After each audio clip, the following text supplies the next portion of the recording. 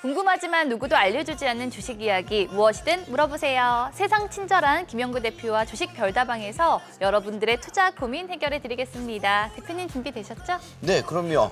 꼼꼼하고 친절하게 또 결론까지 내드리도록 하겠습니다. 네, 그럼 첫 번째 주문부터 바로 만나볼까요? 네, 자축인묘 진샤오미 님이 주문하신 내용입니다. 안녕하세요. 최근 재벌집 막내 아들 드라마에 푹 빠져있는 투자자인데요. 드라마 제작사죠. 레몽레인 주식을 진작 샀어야 했는데 왜 그 생각을 못했나 땅을 치고 후회하고 있습니다. 그래도 연말은 미디어 엔터 섹터의 성수기라고 지금이라도 관련주를 매수해볼까 고민하고 있는데요. 올해가 가기 전에 제 계좌를 화려하게 빛내줄 미디어 엔터주 주문하고 싶습니다. 네, 저도 요즘 재벌집 막내 아들 무척 또 재밌게 보고 있는데요.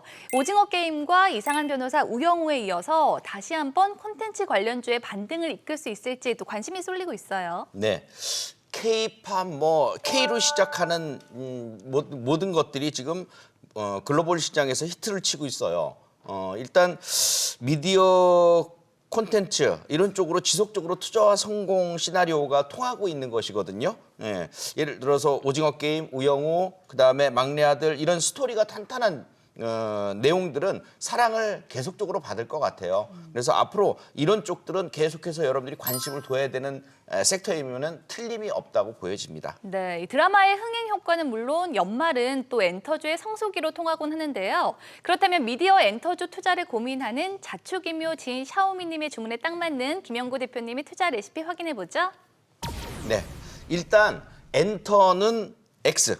왜냐하면 엔터주들 중에서 JYP 엔터, SM, YG 엔터 이런 많은 상승후에 고가권에서 지금 시간 끌기에 들어갔거든요. 이거는 X. 시간 끌기니까 괜히 고생만 하세요. 영화 같은 경우에도 마찬가지인데 CJ ENM을 비롯해서 1천만 이상의 영화 성공 스토리가 사실 좀 드물어요. 그래서 이것도 X. 그다음에 드라마.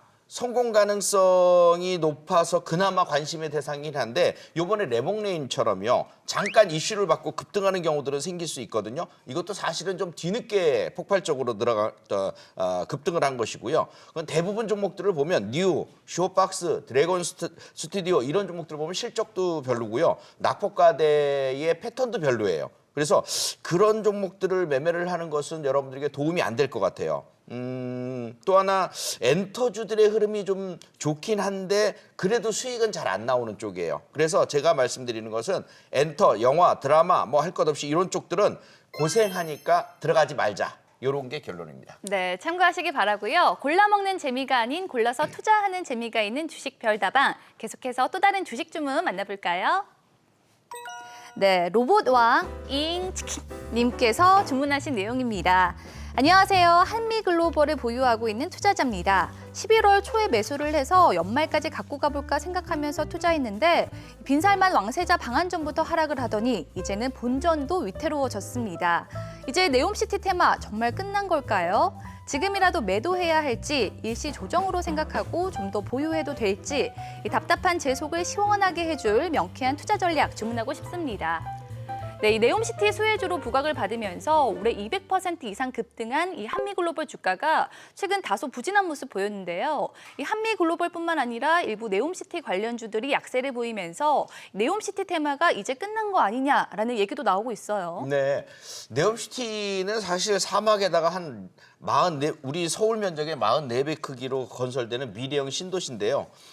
일단 영구 대표도 한미글로벌, 유신, 그다음에 현대일렉트릭, 코오롱글로벌 이런 종목들을 직접 추천을 했고 그걸로서 큰 수익률로 화답을 했는데요. 성공했지만 근데 지금은 이미 큰 수익률을 난 뒤끝입니다. 그래서 주가가 완전히 어느 정도 반영이 된 끝물이라서 이렇게 되다가 고점을 찍고 떨어지다가 하락 반전에서 조금 반등은 들어올지 모르겠지만 그것에서 다시 또 한참의 조정이나 하락을 거쳐야 되기 때문에 지금은 오히려 관심 대상에서 좀 멀리 해야 되는 그런 개념. 그래서 그 중에서도 보면은 코오롱 글로벌이 이제 급등을 많이 했는데 오늘도 이제 급등 양상이 좀 나타났는데 요것이 마무리 파동이라고 보시면 되겠어요. 그러니까 그 주자들 네옴시티 주자들 중에서 마지막 주자로 그놈이 뛰고 현대일렉이 좀 남아 있을 뿐이고 결국 조정권으로 들어갈 수 있는 가능성이 높다는 점 생각해 두시고 무리한 투자 안 되고 오히려 갖고 있다면 수익권 매도 또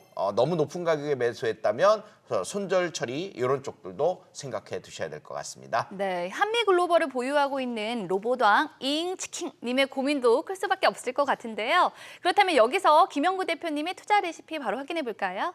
네, 한미글로벌은 10,000원서부터 출발해서 48,000원대까지 올라간 단기 폭등주입니다. 5배 가까이 급등을 했기 때문에 1. 당분간 직전 고점을 돌파하는 일은 없을 것이다. 2. 하락 도중에 기술적 반등 외에는 없다. 지금 기술적 반등이 약간 나오고 있는 것인데 그거 외에는 없다는 얘기예요. 세 번째, 3만 원과 4만 원 사이에 박스권 등락을 지속하다가 결국 나중에 하락 추세로 전환이 될 것 같아요. 이미 네옴시티에 대한 테마에 대한 주가의 선반영은 이미 다 끝났다. 이렇게 보시면 되겠습니다. 오히려 다른 섹터 쪽으로 좀 옮겨가시는 것이 좋겠습니다. 네, 파이브스타와 함께하는 주식 별다방 오늘의 마지막 주문 받아볼까요? 네, 티끌모아 피클님이 주문하신 내용입니다. 안녕하세요. 주식이 돈 복사기인 줄 알고 올해 겁없이 뛰어들었는데 지금 제 주식 계좌의 돈 절반이나 삭제됐습니다. 그래도 기다리면 언젠가는 오르겠지라는 심정으로 버티고 있지만 연말이 다가올수록 마음이 더욱 추워지는데요. 올해를 이렇게 마무리하고 싶지 않은 저를 위해서 연말을 앞두고 산타 선물이 되어줄 주식 주문하고 싶습니다.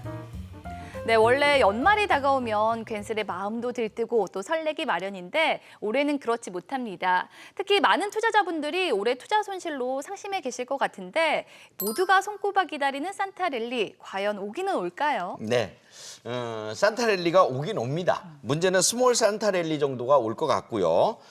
그렇다고 올 초에 입성한 분들이 수익을 안겨줄 정도의 랠리는 없을 것으로 생각하시면 될 것 같고요. 오히려 랠리 이후에 눌림목 조정도 한 차례 생각해 둬야 되는 상황이라고 표현이 될 것입니다. 그거는 경제 지표라든가 글로벌 악재, 금리 인상, 뉴욕 증시 이런 것들을 다 살피면서 나중에 또 차후에 설명을 한번 드려야 되는 체크 포인트가 되겠고요.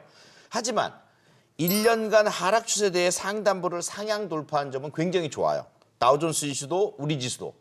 그러니까 1년간 떨어지던 추세를 돌파했다, 상향 돌파했다. 이거는 앞으로 상승의 전환의 가능성에 실마리를 남겨둔 것이기 때문에 괜찮고 악재로부터 강화된 맷집도 좀 좋아 보이고 낙폭과대된 바닥권에서의 견디는 능력 또한 좋아요.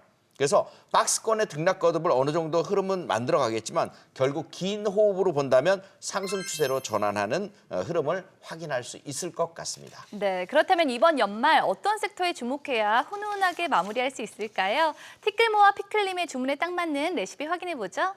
네. 원래 박앤세일 국면에서는 투자 원칙이 있습니다. 투자 1원칙 알려드릴게요. 일단 첫 번째 폭락했을 것, 즉 진바닥을 확인했을 것. 요것이 제일 중요합니다. 두 번째, 시장이 어떤 상황이 되든 간에 망가지지 않을 섹터여야 하고요. 세 번째로, 현 실적 대비, 미래 비전 대비해서 기업 가치가 상당히 저평가되었을 것. 요 세 가지가 제일 핵심 포인트가 되겠습니다. 결론적으로 보면 확실하고 견고한 실적 성장 섹터와 종목들이 선정이 돼야 되는 게 중요하겠는데요. 조건을 본다면 바닥이 확인됐고 시간 싸움은 걸리겠지만 중기 중장기로, 단기 아니에요. 중기 중장기로 큰 상승이 기대되는 종목들.